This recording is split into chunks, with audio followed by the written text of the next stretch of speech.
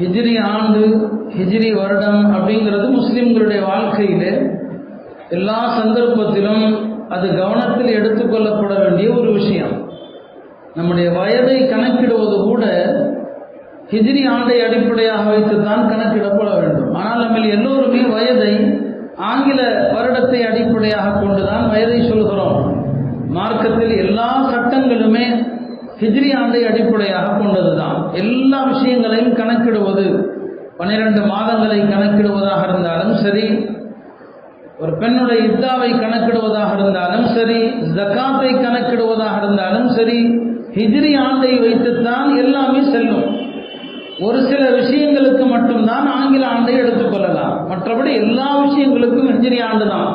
நம்முடைய வயதை கூட நாம் எந்த ஹிஜ்ரி ஆண்டிலே பிறந்தோம் என்பதை அடிப்படையாக வைத்துதான். நம்ம தேதியை ஞாபகத்தில் வச்சிருக்கிறோம்.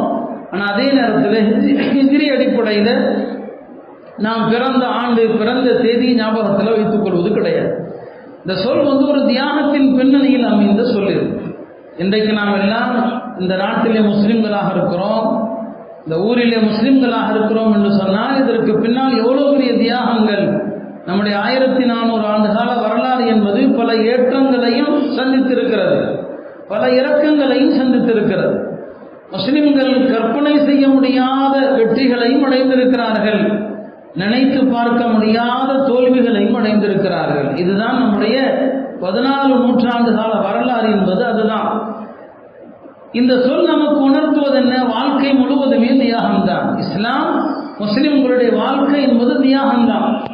இந்த உலகத்தில் நமக்கு தியாகம் நிறைந்த வாழ்க்கை தான். அல்லாஹ் அப்படிதான் அமைச்சிருக்கிறார். துன்யா சிஜ்னுல் மூமின், உலகம் என்பது மூமின்களுக்கு, இறை நம்பிக்கையாளருக்கு ஒரு சிறைச்சாலை.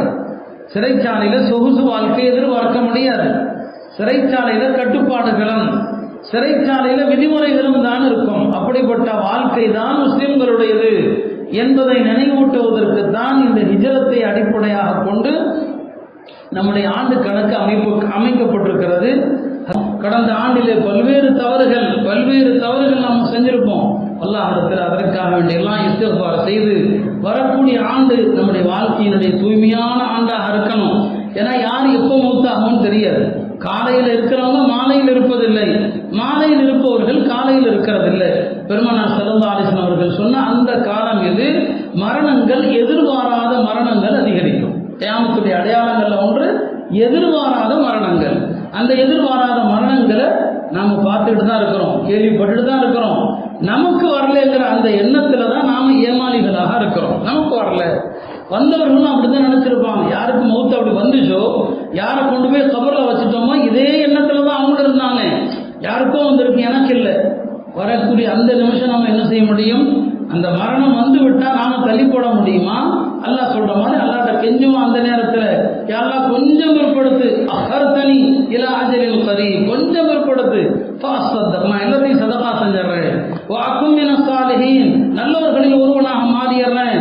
அந்த நேரத்தில் கெஞ்சுவோம். அல்லாஹ் சொல்றான், இல்ல கல்லா, கிடையாது, அது நடக்காது. அப்ப அந்த தவணை வந்த பிறகு யாருக்கும் ஒரு நொடி கூட தள்ளி போடப்படுவது கிடையாது.